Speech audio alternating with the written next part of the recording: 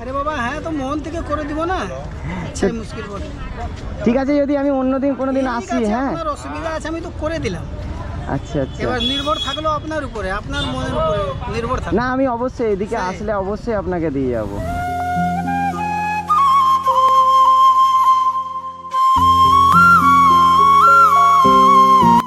কাকু একটু অসুবিধায় পড়ে গেছি বুঝলেন, বাড়ি থেকে বেরোনোর সময় না পয়সা আনতে ভুলে গেছি, আর রাস্তায় বেরিয়ে না জুতোটা ছিঁড়ে গেছে, বুঝতে পারছেন তো।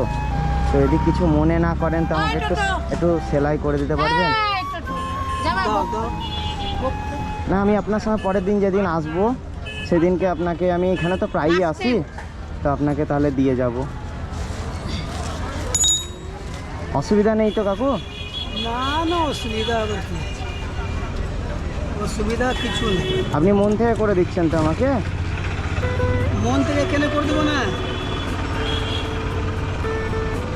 কোথায় বাড়ি আপনার? বাড়ি আমার এখানে, এইখানেই বাড়ি, রামপুরহাটে? আমার বাড়ি এখানে আপনার বাড়ি এখানে? নিশ্চিন্তপুর। এই নিশ্চিন্তপুরে এখানে? হুম, এই ব্যবসা আপনি কতদিন ধরে করছেন? 10 বছর বয়স থেকে। 10 বছর বয়স থেকে? হুম, বাবা অনেক দিন তো। অনেক দিন। বাড়ি থেকে কে আছে আপনার? ছেলে মেয়ে, আমরা স্বামী স্ত্রী, হ্যাঁ নাতি নাতনি হ্যাঁ হ্যাঁ হ্যাঁ, সব বড় বড় হয়ে গেছে। সবাই বড় হয়ে গেছে। সবাই বড় হয়ে গেছে। ছেলেরা কি করে? ছেলে কাজ করে, ছেলে কাজ করে। তো আপনার সারাদিন যে এই যে কাজ করেন, তো আপনি সারাদিন থাকি না, কখন আসেন আপনি? সকালে? পালিয়ে যাবো এখনই, মানে সকালে এসে এখন চলে যান? রোদ গরমে থাকি না। রোদ গরমে থাকেন না? আপনার বয়স তো অনেক হয়েছে। 63 বছর বয়স হলো। এটা মুসাফিরখানা ছিল এটা, আচ্ছা আচ্ছা। তা আপনি অনেক দিন আগেকার কথা, 1970-এর কথা বলছি।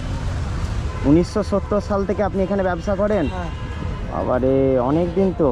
সকালে কিছু খেয়েছেন আপনি? হ্যাঁ, কখন বেরিয়েছেন আপনি সকালবেলায়? মানে এটা সবাই ওনারা সবাই করতেন, হ্যাঁ এইখানেই ব্যবসা করতেন?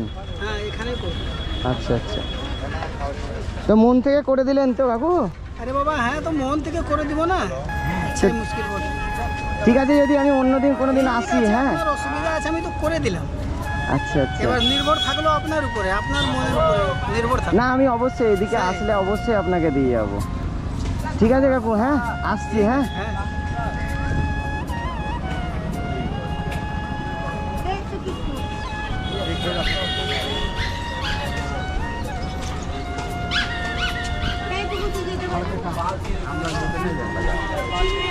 কাকু একটা কথা বলবো আপনাকে, কিছু মনে করবেন না?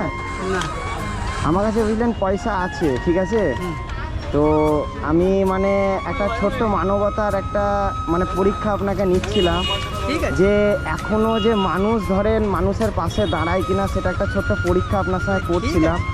আপনি এই যে রাস্তার ধারে বসে ধরুন মানুষের জুতো সেলাই করেন, হয়তো সারাদিনে হয়তো 100-150 বা 200 টাকা আপনার ইনকাম হয়। হ্যাঁ, তারপরেও যে আপনি আমাকে সাহায্য করলেন, হ্যাঁ এটা আমার খুব ভালো লাগলো, ঠিক আছে? তো আমি আপনাকে কিছু দিচ্ছি, ছেলে হিসাবে আপনাকে দিচ্ছি। হ্যাঁ, কিছু মনে মানে না করবেন না, ঠিক আছে?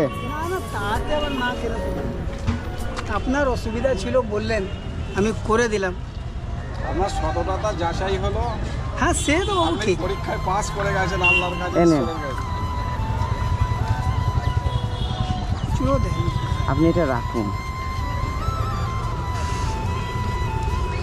আপনাকে আমি ভালোবেসে দিচ্ছি, ঠিক আছে? আপনি যে আমার বিপদের সময় আমার পাশে এসে দাঁড়ালেন, এর জন্য আপনাকে আমি দিচ্ছি। মানুষ তো বাবু সবাই সমান থাকে না। আচ্ছা চা খেলেন? না আমি আপনার এলাম, আপনি আমাকে একবারের জন্য না বললেন না।